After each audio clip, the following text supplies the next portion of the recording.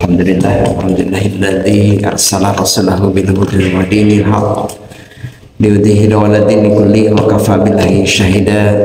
Asyhadu an la ilaha illallah wahdahu la syarika lah wa asyhadu anna Muhammadan abduhu wa rasuluhu.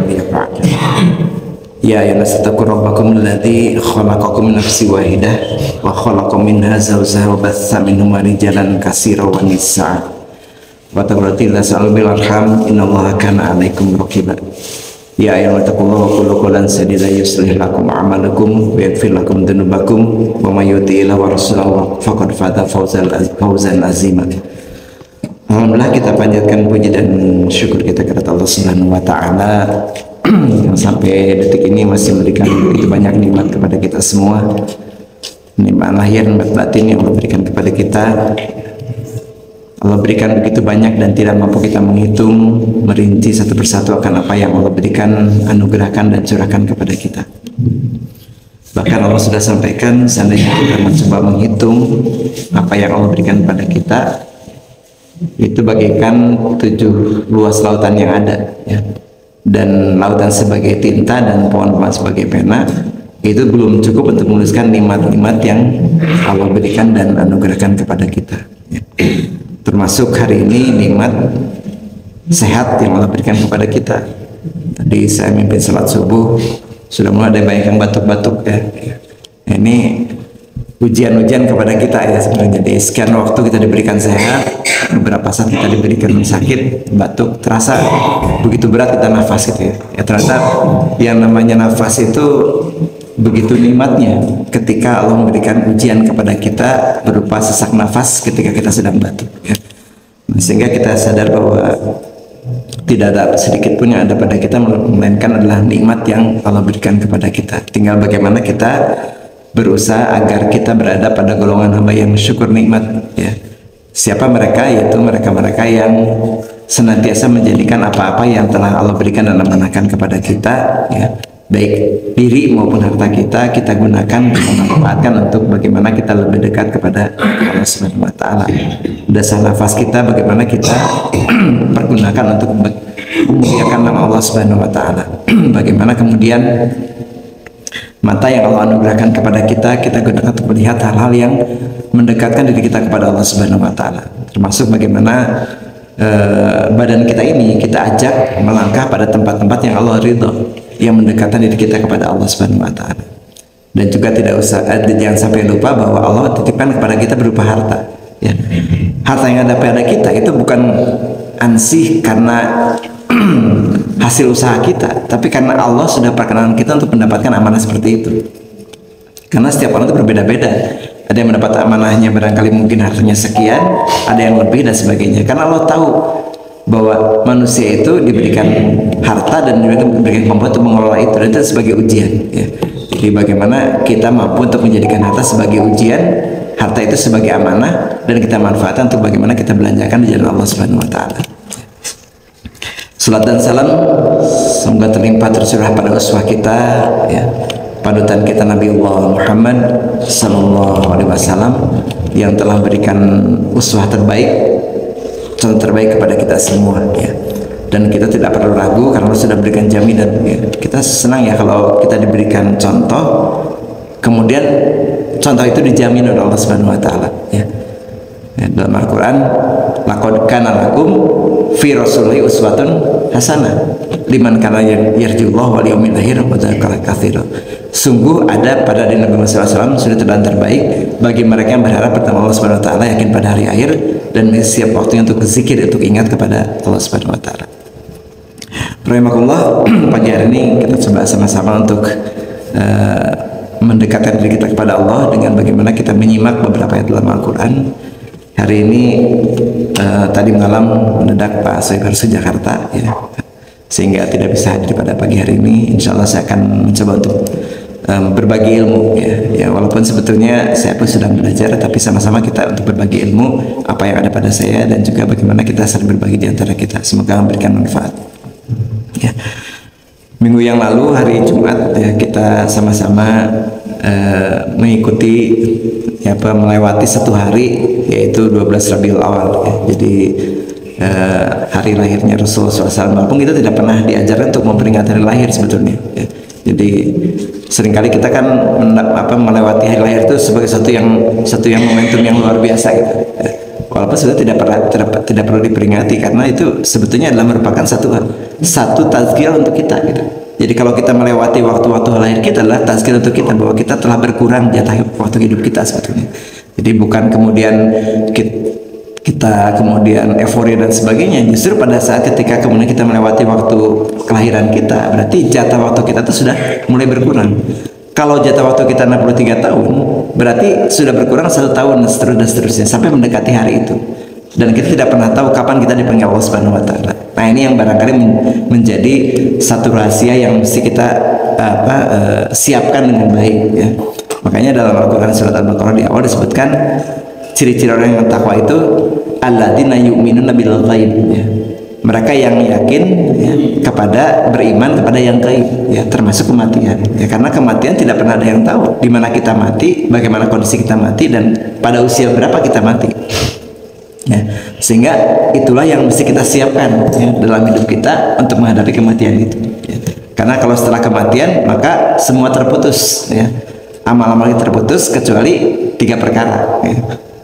Amal jariah, ilmu yang diamalkan, dan kemudian juga anak saya yang mendoakan orang tuanya, hanya itu. Selebihnya terputus ya. Oleh karena itu bagaimana kita hari ini menyiapkan untuk menghadapi hari esok ini dengan sebaik-baiknya. Rasulullah SAW ketika lahir di 12 Hijriah, 12 Rabiul Awal, ya, itu tidak disebutkan tahunnya ya, karena waktu itu tahun itu mereka dikaitkan dengan dengan kejadian-kejadian yang terjadi pada saat itu. Ya, ketika itu terjadi penyerangan Abraha ke Mekah ya. Yaitu mereka dengan pasukannya yang begitu banyak, mereka ingin menaklukkan Mekah, karena ketika itu Ka'bah itu menjadi pusat tempat orang berkunjung.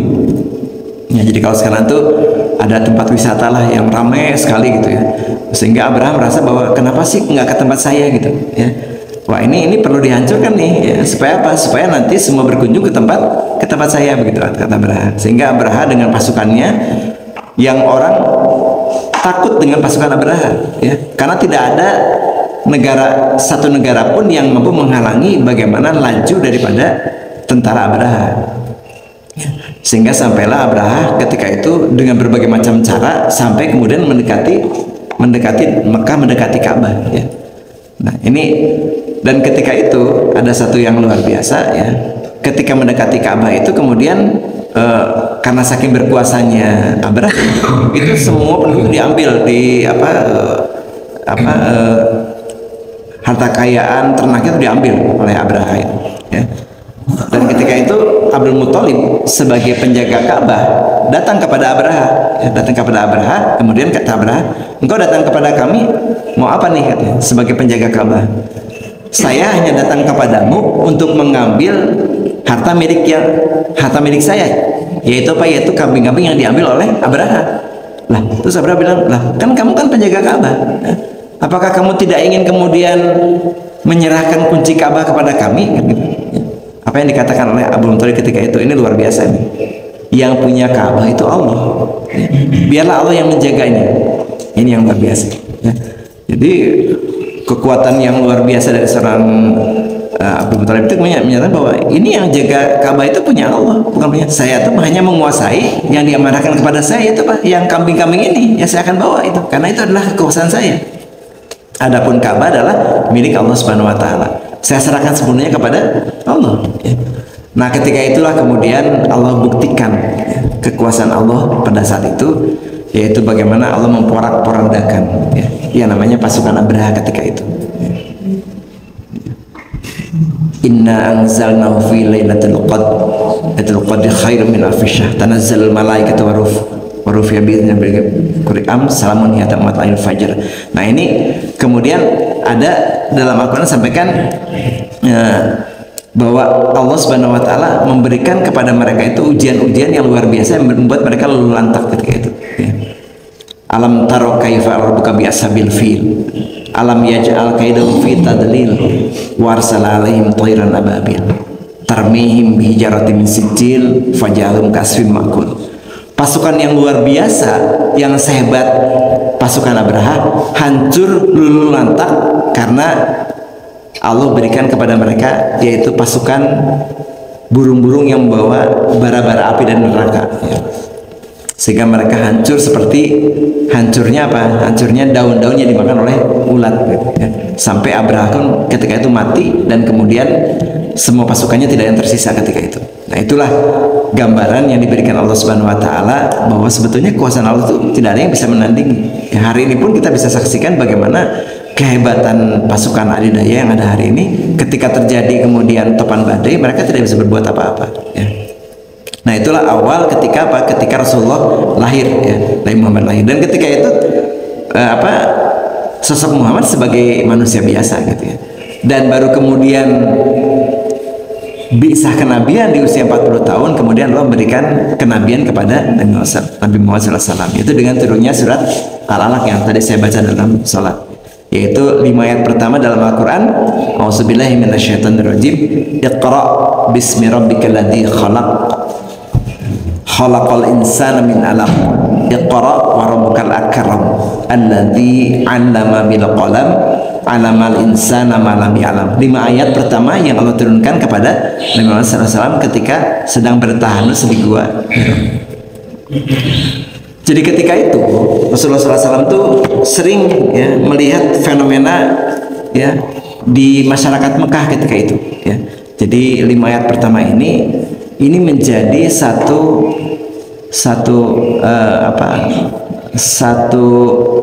hadiah yang Allah berikan kepada Nabi Muhammad ketika Nabi Muhammad berpikir bagaimana ini melihat kondisi Mekah ketika itu, ya. Bagaimana jahiliyah yang luar biasa yang ada di sana, kemudian bagaimana budaya-budaya yang dibangun di sana seperti apa, ya. Muhammad ingin mendapatkan jawaban dari sesuatu yang memberikan kekuasaan yang luar biasa yang melebihi daripada apa yang ada ketika itu, ya. Bolak-balik itu yang namanya ke Gua Hiro itu, ya. Jadi datang ke sana bertahanus, kemudian pulang lagi mengambil bekal, ya, berangkat lagi, kemudian merenung lagi di sana, kemudian pulang lagi. Ya, yang sudah pernah ke Gua Hiro kan tempatnya sempit, ya. Kita masuk pun juga agak susah ke Gua Hiro kan, gitu ya. Nah, itu tiap hari itu bolak-balik itu, ya. Bawa bekal, datang lagi ke sana, kemudian bertahanus, ya. Sampai satu ketika di bulan Ramadan, ya, ketika Muhammad sedang bertahanus, ya, kemudian datanglah utusan Allah Jibril ketika itu, ya. Kemudian mendekap Muhammad ketika itu sambil membacakan Iqra, ya. Ketika itu bayangkan di tempat yang begitu gelap ada yang mendekat, kemudian begitu kuatnya kemudian mengatakan Iqra, ya.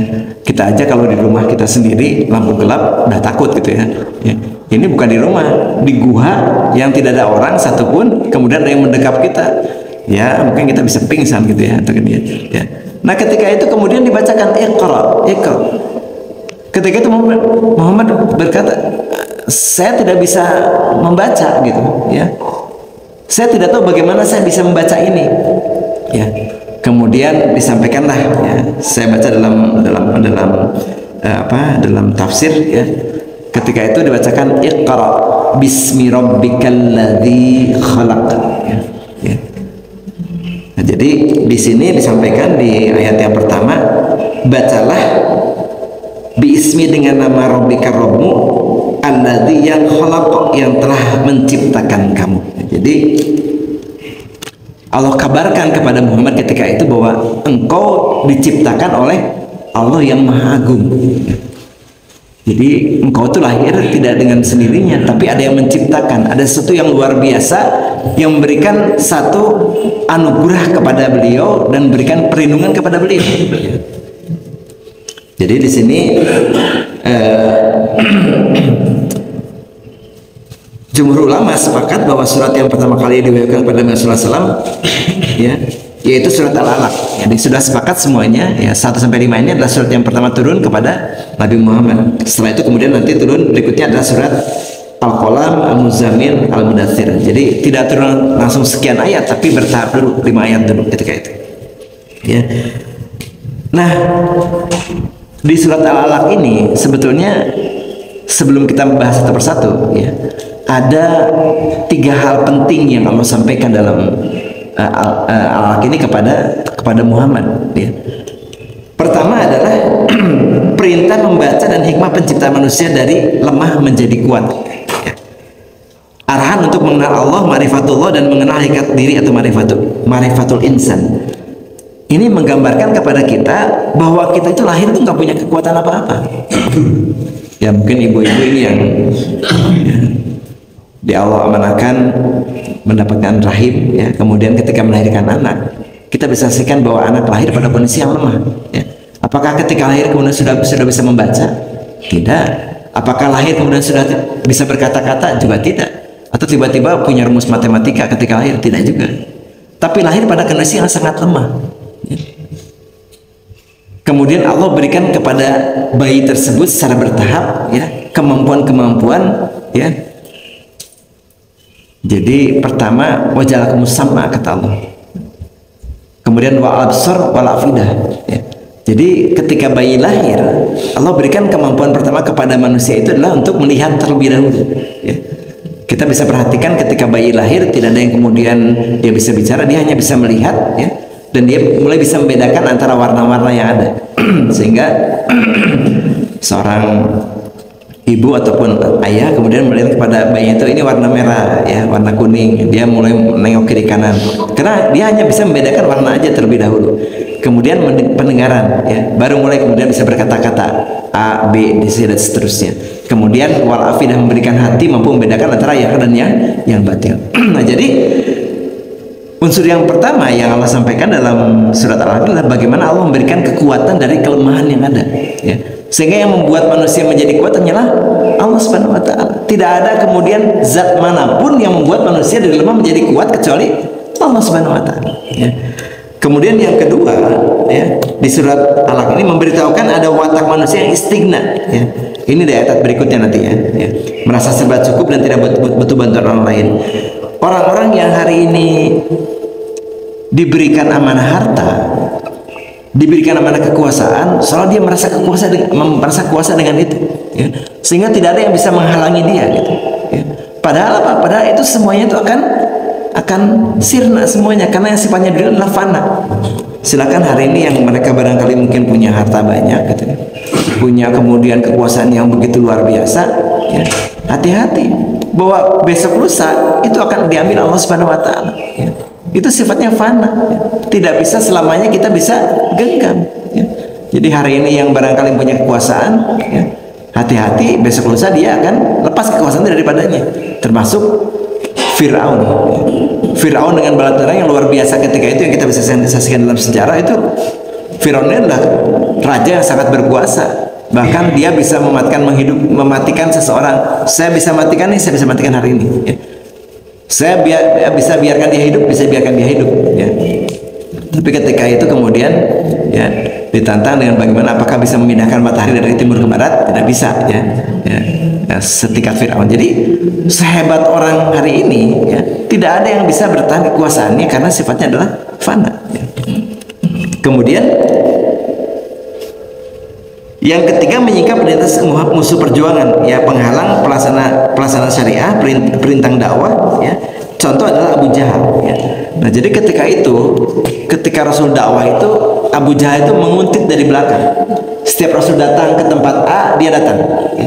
Ke tempat B dia datang. Betul apa? Untuk membuat satu stigma negatif kepada masyarakat yang ada ketika itu ya. Rasul datang ke tempat A kemudian bilang hati-hati itu ada orang gila datang ya. Dia akan menyampaikan ABC dan bla bla dan sebagainya ya. Itu Abu Jahal tidak pernah berhenti untuk kemudian menghadang dakwah-dakwah yang dilaksanakan oleh Rasulullah SAW ketika itu. Nah jadi ini tiga hal utama yang disampaikan dalam surat Al-Alaq ya. Jadi yang pertama tadi berkaitan masalah gambaran dari yang memberikan kekuatan kepada manusia itu dari mulai bayi sampai kemudian diberi kekuatan hanya Allah Subhanahu wa taala. Kemudian manusia merasa serba cukup sehingga Allah berikan teguran, dan yang ketiga adalah bahwa perjuangan Nabi tidak pernah berhenti, pasti akan ada yang menghalangi ya. Nah hari ini pun kita sama yang ketika kita sekarang hari ini sedang dakwah, sedang menyampaikan kebenaran, itu ujian itu akan ada ya. Jadi kalau kita sedang menyampaikan kebenaran pasti banyak orang yang tidak suka dengan itu. Nah, itu adalah merupakan bagian daripada sunnah sebetulnya ya. Baik, kita dimulai ayat pertama ya, Iqra bismi rabbikal ladzi khalaq, khalaqal insana min 'alaq ya. Ini kesadaran bersyahadat dimulai dengan apa? Kemauan membaca Iqra. Ya. Jadi semuanya itu kembali kepada bagaimana kita mampu membaca Iqra. Ya. Fenomena alam yang ada pada hari ini semua adalah membaca. Minggu yang lalu kita melaksanakan ya di hari Ahad ya, Senin dini hari kita melaksanakan salat gerhana ya. Sebagian orang menganggap bahwa itu adalah ini mah fenomena alam aja gitu. Tapi kalau kita sebagai seorang hamba Allah, kita lebih daripada itu. Kita kembalikan semua kepada Allah Subhanahu wa taala, bahwa yang menggerakkan ini semua adalah Allah Subhanahu wa taala. Sebagai apa? Sebagai tazkirah untuk kita semua. Karena ketika kemudian terjadi gerhana bulan ya, dan dia tidak bergerak kembali, maka muka air laut akan naik lebih tinggi dan akan menenggelamkan bumi. Itu mekanisme alam yang akan terjadi. Bukan hanya sekadar kemudian ini mah perubahan alam seperti biasa, tidak. Tapi inilah menggambarkan bagaimana kekuasaan Allah Subhanahu wa taala dibentangkan kepada kita berupa apa? Berupa pergerakan matahari dan bulan dan bumi. Yang semua Allah mengatur dengan luar biasa. Nah, jadi ini yang mengatur alam semesta ini Allah Subhanahu wa taala ya. Di mana hujan, di mana angin dan sebagainya, Allah yang mengatur semuanya. Termasuk hari ini hujan sudah semakin lebat ya. Ini tidak menjadi satu keluhan untuk kita ya. Saya baru nyuci mobil ya, berangkat dipakai anak saya berangkat, kemudian hujan. Waduh Pak, udah hujan nih. Jangan lupa ya, jangan salahkan hujan. Allahumma shayban nafi'an. Ya Allah, jadikanlah hujan ini sebagai apa? Sebagai nafi'an, yang memberikan manfaat untuk kita.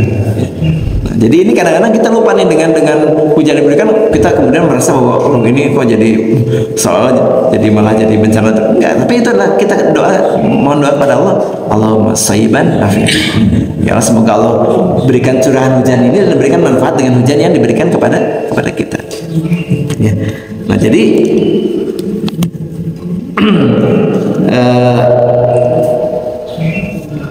di surat awal ini memberikan pemahaman kepada kita bagaimana kita mampu merubah sikap perilaku kita dengan ikrar, dengan baca ya. Kemudian di sini ayat berikutnya, Iqra wa rabbukal akram alladzi 'allama bil qalam 'allamal insana ma lam ya'lam ya. Wahai Rasul, bacalah berulang-ulang sampai mengerti ayat Rabbu yang tersurat dan tercipta, dan Rabbu yang maha mulia, Rabbu yang telah mengajar manusia dengan perantaraan kalam pengetahuan, Rabbu yang juga telah mengajar manusia risalah dari ilmu pengetahuan yang sebelumnya tidak kamu ketahui. Nah, jadi yang membuat kita menjadi tahu itu adalah Allah Subhanahu wa taala dengan perantaraan apa? Dengan perantaraan kalam, dengan perantaraan kita membaca. Makanya yang pendidikan itu adalah membaca dan kemudian mendengarkan ya, dan menulis. Itulah hal yang Allah ajarkan kepada Muhammad ketika itu lewat Jibril. Ya, jadi ayat pertama di sini disebutkan bahwa ya bacalah. Yang namanya kita membaca itu bukan hanya yang tersurat, tapi juga yang tersirat. Ya, termasuk tadi bagaimana fenomena alam itu yang tersirat kan. Kita tidak bisa kemudian membaca itu dengan kata-kata, tidak bisa. Tapi kita bisa membaca bagaimana yang namanya perjalanan waktu yang ada pada hari ini, bagaimana kemudian beredarnya ya bulan, matahari, bintang-bintang beredar, bagaimana galaksi dan sebagainya. Itulah merupakan satu ilmu yang Allah berikan kepada kita, bisa kita baca bahwa itu adalah sesuatu yang menggerakkan. Tidak mungkin kemudian itu tiba-tiba seperti itu, tidak ada. Tapi itu semua ada yang mengatur, ada yang memelihara. Siapa?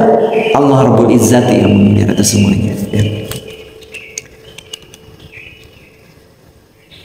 Jadi ketika itu Rasulullah di usia 40 tahun Rasulullah mendapatkan amanah yang luar biasa, yaitu ya berupa tadi ya hikmah yang Allah berikan, yaitu turunnya Al-Qur'an ya, dengan baca Iqra bismi rabbikal ladzi khalaq ya. Di sini disampaikan, wahai Rasul, padamu sekarang ada tugas kerasulan ya. Bekal pertama bertugas, bacalah dengan menyerukan atas nama Rabbmu yang telah menciptakan segala sesuatu dengan mohon pertolongan Rabbmu. Carilah, amatilah, telitilah, kemudian himpunlah potensi-potensi relasi yang dapat membantu menguatkan, mempermudah tugas kerasulanmu ya. Demi kepentingan Rabbmu, berilah kabar gembira kepada semua masyarakat akan datangnya kenabian. Nah, jadi tugas pertama adalah ketika engkau mendapatkan amanah ini, sampaikan kepada masyarakat bahwa engkau sebagai seorang nabi ya. Dakwah dengan Iqra ya, dengan baca ya. Nah, kemudian di sini ya, ajaklah mereka kepada apa? Ampunan keridhaan Allah Subhanahu wa taala. Tugas kita hari ini adalah dakwah itu mengajak kepada keridhaan Allah Subhanahu wa taala. Karena hari ini kita lahir ke muka bumi ini adalah bagaimana kita mempunyai tugas satu sebetulnya. Wa ma khalaqtul jinna wal insa illa liya'budun. Karena tugasnya hanya satu, yaitu untuk ibadah kita kepada Allah Subhanahu wa taala. Allah berikan perangkat kepada kita yang namanya badan kita ini, kemudian harta kita adalah merupakan alat bantu kita untuk apa? Untuk ibadah kita kepada Allah Subhanahu wa taala, ya. Dan dengan niat semata-mata karena Allah, bimbinglah mereka dengan iman dan ajak mereka supaya meninggalkan kemusyrikan dan dosa. Jadi tugas hari ini kita tuh mengajak kepada manusia untuk apa? Menjauhkan daripada kemusyrikan dan dosa. Jadi kita ketemu siapapun di hari ini, ya ajaklah mereka untuk apa? Untuk ibadah kita kepada Allah Subhanahu wa taala, menjauh kepada kemusyrikan dan dosa-dosa. Karena pada hari ini syaitan tidak akan pernah berhenti untuk mengajak manusia kepada hal-hal yang mengajak kepada kemusyrikan dan dosa. Ya, kan kita seringkali tidak terasa ya kalau kita kemudian ada hal yang ini tuh kita ingin gatal kalau kita nggak bicara hal yang barangkali mungkin gibah dan sebagainya. Kita ketemu dengan teman yang lain, tahu nggak sih ada si beda sebagainya, akhirnya kita bicara dan sebagainya. Atau barangkali kita kemudian hari ini seringkali kita mendapati sesuatu yang mengarah kepada hal-hal yang kemudian menjerumuskan kita kepada hal-hal yang menjauhkan diri kita kepada Allah Subhanahu wa taala, ya. Kadang-kadang kita yang namanya gadget tuh, yang namanya handphone itu, kadang-kadang kita tuh senang kalau kita kemudian mengklik sesuatu yang sebetulnya tidak pantas kita klik itu, ya, tidak mendekatkan diri kita kepada Allah Subhanahu wa taala. Kita penasaran, kita ingin klik aja itu, ya. Ini ujian-ujian yang sampai kepada kita, dan tugas kita hari inilah mengingatkan mereka semua, ya. Mengingatkan diri kita dan juga semua hamba-hamba Allah agar apa? Agar menjauhi kemusyrikan dan menjauhi perbuatan-perbuatan dosa. Kemudian khalaqal insana min 'alaq, Rabbu telah menciptakan manusia dari segumpal darah dan melekat pada rahim ibunya, ya. Rabbu yang telah menciptakan segala sesuatu di alam raya telah menciptakan manusia dari segumpal darah yang melekat pada rahim ibunya atau alaqah. Kemudian Rabbu menyempurnakan tahap demi tahap sampai manusia menjadi seutuhnya. Rabbu menguatkannya dari kelemahan, Rabbu memulainya dari kehinaan, Rabbu menjadikan ia amat bergantung kepada ibunya di kala masih bayi. Rabbu meniupkan Rabbu menitipkan penghidupan dan niat, dan dia amat bergantung kepada kemurahan Allah Subhanahu wa taala. Ingatlah nikmat penciptaan, ini nikmat yang pertama yang Allah berikan dan karuniakan kepada seorang manusia, ya. Jadi ketika itu sangat bergantung kepada yang namanya ya ibunya yang notabene diamanahkan Allah Subhanahu wa taala kepada bayi tersebut, ya. Ya. Kemudian kita bisa diterima oleh akal kita bahwa penguasa alam raya ini hanyalah harus zat yang menguasai semuanya, ya. Tidak mungkinlah kemudian ada satu zat yang bisa mengelola alam semesta ini, sesuatu yang lemah, sesuatu yang tidak punya kekuatan apa-apa. Tapi kita yakin bahwa yang bisa menggerakkan, mengatur alam semesta ini, ya, termasuk yang namanya diri kita ini hanyalah sesuatu yang luar biasa, ya. Inilah yang Allah gambarkan bahwa ada yang namanya makhluk, ada yang namanya khalik, ya. Siapa makhluk? Yang Allah ciptakan, ya. Sedangkan khalik adalah yang menciptakan, ya. Jadi makhluk hari ini bisa manusia, bisa alam semesta, bisa kemudian burung-burung, kemudian tanaman dan sebagainya, itulah makhluk. Sedangkan khalik adalah yang menciptakan itu semua. Dan Allah tidak mungkin kemudian menciptakan semua itu tanda kemudian memberikan aturan yang ada. Nah, kita hari ini kita bersyukur Allah berikan kepada kita Al-Quran dan Sunnah, ya. Al-Quran sebagai panduan dari Allah Subhanahu wa taala, dan Sunnah hadis yang dicontohkan Nabi kepada kita semua. Jadi kita bersyukur, apalagi dalam Al-Quran digambarin di ayat pertama, ya, Alif Lam Mim dzalikal kitabul la raiba fihi, gitu. Di awal ayat pertama saja Allah sudah memberikan gambaran kepada kita, tidak perlu ragu karena Allah sudah menyampaikan bahwa tidak ada keraguan sedikit pun dalam Al-Quran, ya. Dzalikal kitabul la raiba fihi, dalam kitab ini tidak ada sedikit pun keraguan di dalamnya, ya. Ini ketika disampaikan ayat pertama seperti itu, memberikan keyakinan kepada kita bahwa kita tidak perlu ragu dengan apa-apa yang Allah sampaikan dalam Al-Quran kepada kita, ya. Kemudian ayat berikutnya, Iqra wa rabbukal akram. Wahai Rasul, bacalah berulang-ulang sampai mengerti ayat-ayat Rabbu yang tersurat dan tercipta. Rabbu itu yang maha mulia. Wahai Rasul, bacalah berulang kali sampai engkau mengetahui, memahami, menghayati tugas kerasulanmu dan ayat-ayat Rabbu yang baik yang tersirat maupun rahasia-rahasia yang difahamkan ke dalam hatimu maupun yang tercipta, yang terhampar dalam raya. Rabbu itu maha mulia, maka beramalah engkau dengan kemuliaannya. Rabbu itu maha pemurah, maka bekerjalah engkau dengan kasih sayangnya. Nah, ini gambaran kepada kita semua bahwa Allah Subhanahu wa taala itu zat yang menguasai alam semesta ini, ya. Itu tentu yang maha mulia, yang memiliki kedudukan yang maha tinggi, ya. Yang tidak memiliki hal-hal yang bersifat hina untuk Allah Subhanahu wa taala. Ya. Tapi semua adalah hal-hal yang mulia, ya. Kemudian Allah di sini menyampaikan bahwa Iqra wa rabbukal akram ini adalah bagaimana kita kemudian mengulang-ulang bacaan itu, ya. Ya, sehingga kita betul-betul paham dengan keberadaan Allah Subhanahu wa taala. Alladzi 'allama bil qalam 'allamal insana ma lam ya'lam. Rabbu yang telah mengajarkan manusia dengan perantaraan kalam atau ilmu pengetahuan. Rabbu juga yang telah mengajarkan manusia dengan risalah dan ilmu yang sebelumnya tidak diketahui. Jadi Allah berikan ilmu-ilmu ini adalah ilmu-ilmu yang kemudian memberikan satu pemahaman kepada Nabi SAW ketika itu, sehingga memahami ilmu-ilmu bagaimana mengelola alam yang diamanahkan kepada manusia, ya. Rabbu itu maha berilmu, ya, maha mengetahui segala sesuatu yang zahir maupun yang tersembunyi, ya. Dengan ilmunya Rabbu telah memberimu kefahaman, ilmu pengetahuan, membukakan hatimu akan rahasia-rahasia risalah yang sebelumnya engkau tidak mengetahuinya, ya. Rabbu telah mengajarkan manusia kemampuan menulis yang dengan nikmat itu mereka mudah berkomunikasi, memahami satu sama lainnya, karenanya ilmu pengetahuan dapat dilestarikan. Nah, jadi yang hari ini memberikan ilmu kepada kita, yang menjadikan kita pandai hanyalah Allah Subhanahu wa taala. Hari ini kita bisa kemudian membaca alam semesta dan sebagainya, itu semua adalah izin yang Allah berikan kepada kita semua, ya, dengan ilmu yang Allah titipkan kepada kita. Oleh karena itu, bagaimana kita hari ini dari mulai kemampuan kita mencerna dengan otak kita, yang hari ini otak kita itu sebetulnya kan mampu untuk menampung yang namanya memori yang begitu banyak, gitu.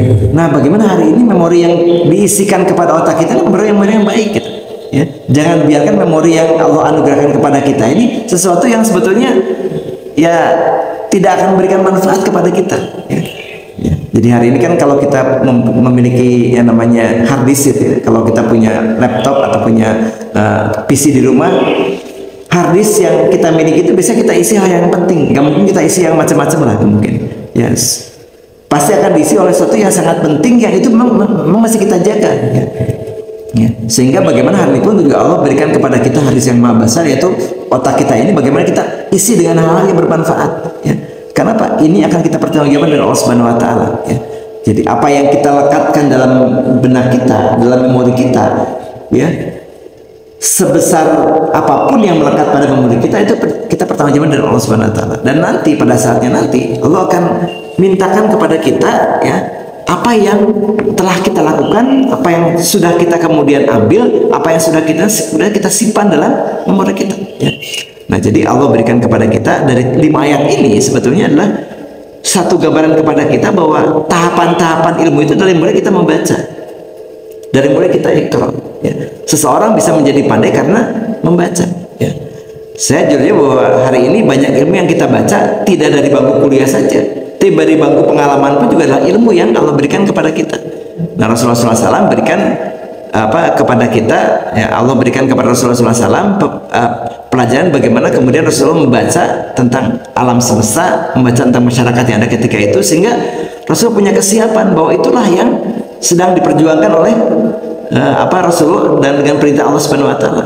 Walaupun ketika setelah pulang dari Gua Hiro, ya, dengan 5 ayat yang turun ini, Rasulullah merasa sampai bajunya itu basah, dan datang kepada Khadijah, ya Khadijah, selimuti aku. Ya, aku telah mendapatkan satu hal yang menakutkan, gitu, ya. Nah, kemudian diselimuti, kemudian Khadijah tidak menanyakan kita siga kumaha jirimna, tidak begitu, ya Khadijah. Tapi Khadijah kemudian menyampaikan bahwa engkau itu tidak pernah berbuat buruk pada siapapun, ya. Nah, ini luar biasa nih, ya. Kadang kan kalau seorang suami datang ke rumah ketakutan, pasti yang ditanyakan tuh ada apa, gitu kan? Kok bisa begitu, ya? Pasti menanyakan siapa yang membuat dia menjadi takut, kan? Ya. Tapi Khadijah luar biasa nih, ketika Muhammad datang ke rumah minta diselimuti dengan pakaian yang basah, tidak menanyakan ada apa, tidak. bahwa engkau tidak pernah berbuat buruk pada siapapun. Ya. Ini yang luar biasa. Jadi saya pikir ini seorang istri yang sangat tangguh, ya, yang memberikan satu yang luar biasa. Jadi saya ingat satu kisah tentang seorang istri yang dia mempunyai seorang anak dan dia ditinggal dia berangkat, suaminya akan berangkat bertugas, kemudian istrinya bilang ya mendoakan suami berangkat. Nah ketika suaminya sedang berangkat, kemudian anaknya tuh sakit dan kemudian meninggal gitu, ya. Nah dulu kan tidak ada yang namanya komunikasi lewat gadget, tidak ada, telepon juga tidak ada kan, sehingga ya sudah tidak bisa memberitahu apa-apa nih. Nah ketika suaminya pulang, ya otomatis bertanya-tanya, lo mana anak kita kan gitu kan. Nah istrinya tidak kemudian menjawab itu. Kemudian ketika suaminya pulang, ya apa yang dilakukan istrinya, diberikanlah pelayanan terbaik, ya, memberikanlah air hangat, kemudian bagaimana kemudian melayani sebagainya. Itu pertama dilakukan oleh seorang istri itu seperti itu, ya. Kemudian dihiburlah, kemudian suruh bersih dan sebagainya. Setelah kemudian suaminya tenang, ya, kemudian istrinya menyampaikan begini, engkau tahu bahwa yang namanya amanah itu semua dari Allah Subhanahu Wa Taala. Ya betul, ya termasuk rumah kita ini pun juga hari ini amanah dari Allah Subhanahu Wa Taala. Dan Allah berkehendak ketika itu kemudian Allah mengambilnya, ya kita kembalikan kepada Allah. Ya betul kata itu, ya. Nah pemahaman itulah yang perlu disampaikan, ya, sehingga akhirnya terakhir disampaikan bahwa anak kita pun amanah dari Allah Subhanahu Wa Taala. Dan Allah sudah mengambil amanah itu dari kita hari ini, dan itu yang terbaik dari Allah Subhanahu Wa Taala. Dan suami itu menerima itu. Walaupun kondisinya cukup berat, ya. Nah sama dengan Khadijah ketika Muhammad datang ke rumah dengan kemudian peluh yang begitu membasahi bajunya, tidak kemudian kamu tuh melihat apa sih sampai seperti ini, tidak. Tapi yang dikatakan oleh Khadijah, engkau tidak pernah berbuat tidak baik kepada manusia, dan engkau selalu menyambung tali silaturahim dengan sesama manusia. Itu yang disampaikan, kebaikan-kebaikan yang selama ini tidak mungkin ada orang yang berbuat sesuatu yang akan melukai, akan mencelakakan oleh kepada Muhammad. Sehingga kemudian terakhir bahwa ini adalah amanah yang Allah berikan kepada engkau, gitu, ya. Jadi yang datang itu bukan siapa-siapa, tapi sesuatu yang memang diutus Allah Subhanahu Wa Taala untuk memberikan kebaikan kepada Muhammad. Itulah yang kemudian membuat Muhammad menjadi kuat, dan 5 ayat inilah menjadi pondasi awal ketika melaksanakan dakwah. Jadi hanya 5 ayat aja. Dari mulai Iqra bismi rabbikal ladzi khalaq, khalaqal insana min 'alaq, Iqra wa rabbukal akram, alladzi 'allama bil qalam, 'allamal insana ma lam ya'lam. 5 ayat ini menjadi pondasi awal Rasulullah dakwah di Mekah ketika itu. Ya, padahal kita tahu bagaimana yang namanya Mekah itu luar biasa, ya. Kenapa sih diturunkannya kok di Mekah, tidak kemudian di Gua Nasari gitu? Karena belum ada Gua Nasari, ya. Jadi kenapa di Mekah kok? Kenapa? Itu luar biasa itu, ya.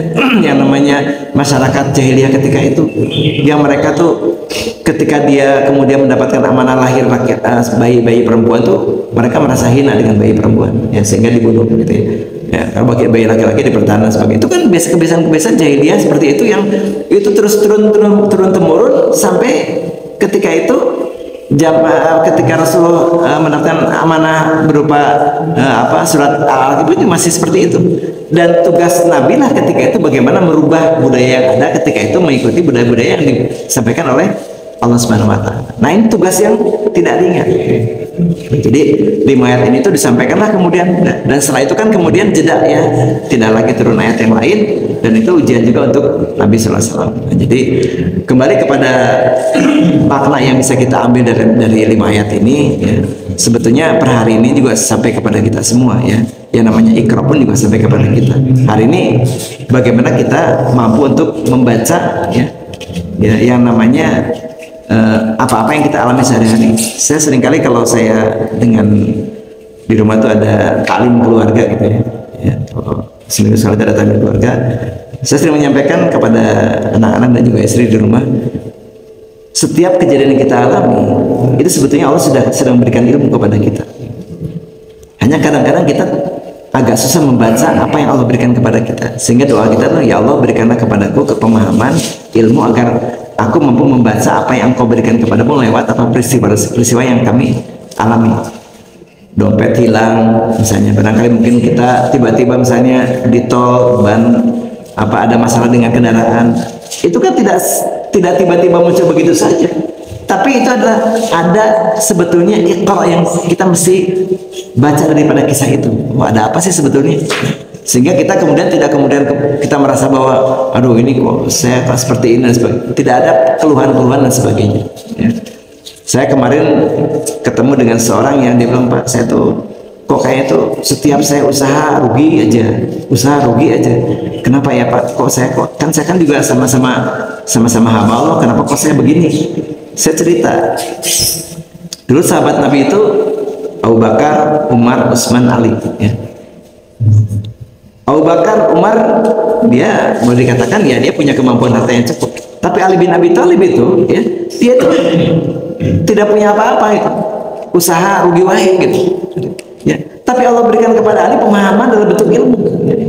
Nah, jadi yang namanya harta itu tidak kemudian hanya yang kita gambarkan dalam bentuk materi, tapi ilmu pun juga adalah harta yang Allah berikan kepada kita. Nah, jadi ini yang barangkali mungkin kita harus bagaimana kita memahami yang namanya Iqra ini, ya. Sekali lagi yang Allah sampaikan kepada Nabi SAW dengan Iqra ini pun bagaimana kita hari ini kita pun sedang Iqra, sedang membaca. Hari ini kita ketemu di sini kumpul, ya. Saya juga berpikir ketika tadi malam pas saya menyampaikan tidak bisa datang, ini ada apa ya? Oh, Allah sudah memberikan yang terbaik untuk kita semua, ya. Sehingga apa? Oh, saya masih belajar lagi nih, ya.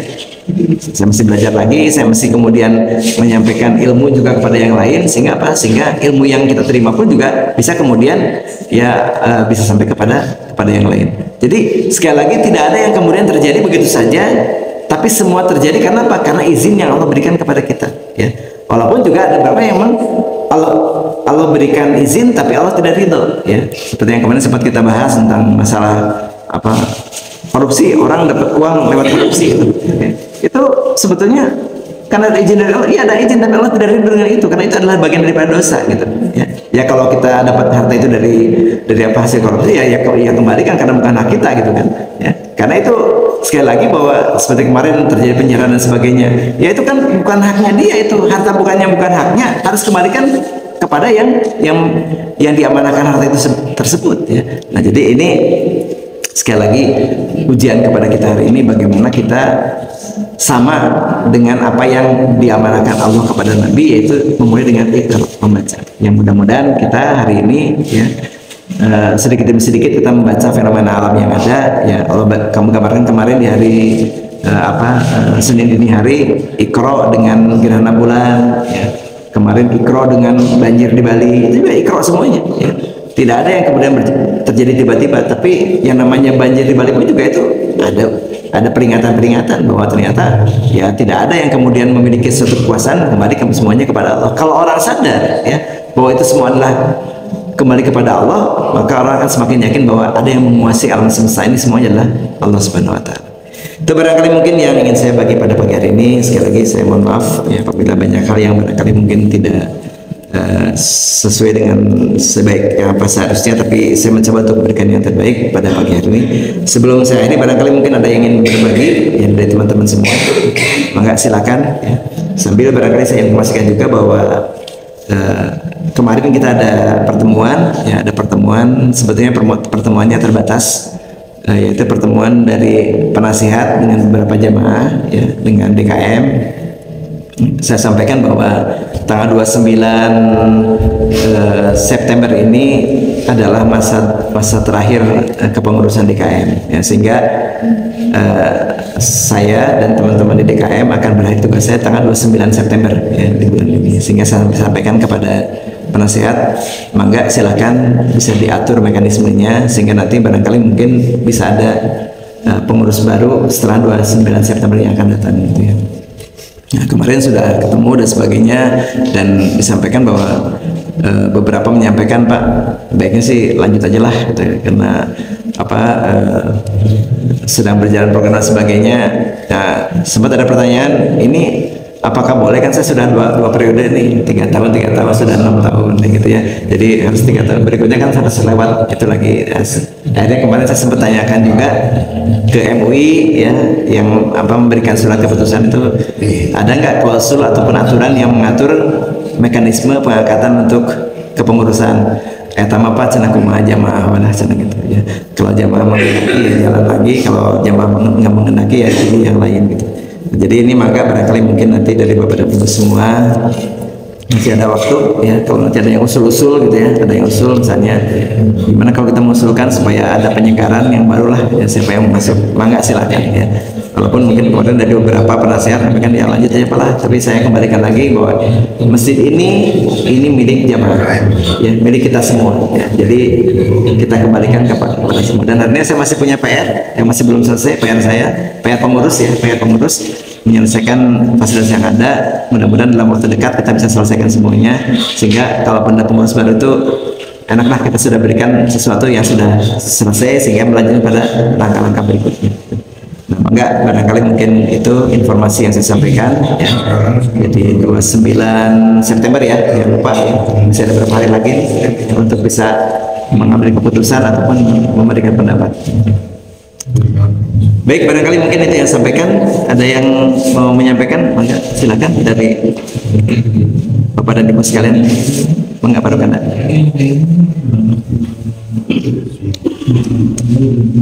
Kalau tidak ada, saya jazakallahu khairan.